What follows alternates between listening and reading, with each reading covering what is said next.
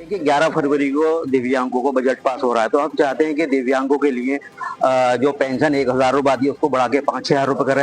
एक देश एक पेंशन सरकार, और उसके अलावा जो हमारे दिव्यांग हैं उनका राशन कार्ड जो क्या नाम है नॉर्मली बना दिए गए हैं, तो उनका जो राशन कार्ड है वो अंत्योदय का होना चाहिए, उनको आवास मिलना चाहिए। और उनकी जो भी बिजली घर में शिकायतें रहती हैं और बिजली का बिल ज्यादा आता है, तो सरकार से हमारी मांग है कि उनकी लाइट भी फ्री होनी चाहिए, उनका कनेक्शन फ्री लगना चाहिए।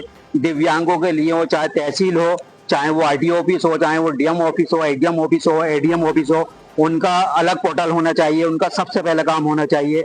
मैं देखता हूँ कि दिव्यांग लाइनों से बाहर खड़े रहते हैं लेकिन उनकी नहीं सुनते हैं।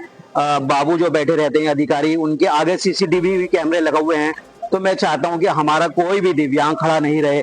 जब सरकार ने 2016 का एक्ट हमारा लागू कर दिया है, तो उसमें बहुत सारी चीजें हमारी ऐसी हैं कि दिव्यांग को फैसिलिटी होनी चाहिए। दिव्यांग अगर किसी अधिकारी के ऑफिस ऊपर बने हुए उनकी रैंप होनी चाहिए, उनके लिए स्क्राइब लगाना चाहिए जो उनको परेशानी नहीं हो। तो हम चाहते हैं सरकार से, जो हमारी सरकार के आगे हम मांगे रखते चले आ रहे हैं, हमारी मांगे पूरी होनी चाहिए, जिससे हमारे दिव्यांग उसमें इंटर भी हैं और क्या नाम है उसमें BA, MA, BEd, special MEd भी हैं।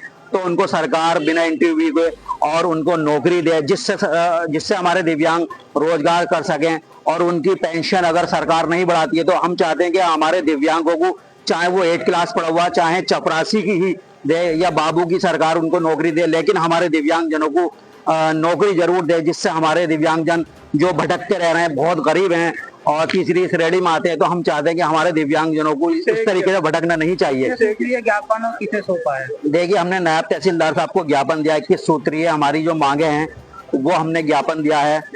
जय हिंद, जय भारत। ये मांगे कब से उठाते आ रहे हैं, कितने साल? ये हम 9 साल से अपनी मांगे उठाते चले आ रहे हैं, वो चाहे लखनऊ से लेके दिल्ली तक, और दिल्ली से हर साल में हमारे बहुत सारे ज्ञापन एग्जाम साहब के माध्यम से, सिटी मजिस्ट्रेट साहब के माध्यम से हमारे और नायब तहसीलदार साहब के माध्यम से हमारे ज्ञापन सरकार को जाते रहते हैं। तो हम चाहते हैं कि सरकार हमारे दिव्यांगजनों की सबसे पहले सुने और हमारे दिव्यांगजनों की मांगे पूरी करे। देखिए हमें पूरी उम्मीद है कि सरकार 11 फरवरी को जो दिव्यांगों का बजट पास हो रहा है, उसमें सरकार दिव्यांगों के लिए बहुत बड़ा तोहफा देने जा रही है। पूरी उम्मीद है हमें। नायब तहसीलदार साहब के नाम से और उनके माध्यम से माननीय मुख्यमंत्री जी को ज्ञापन दिया है।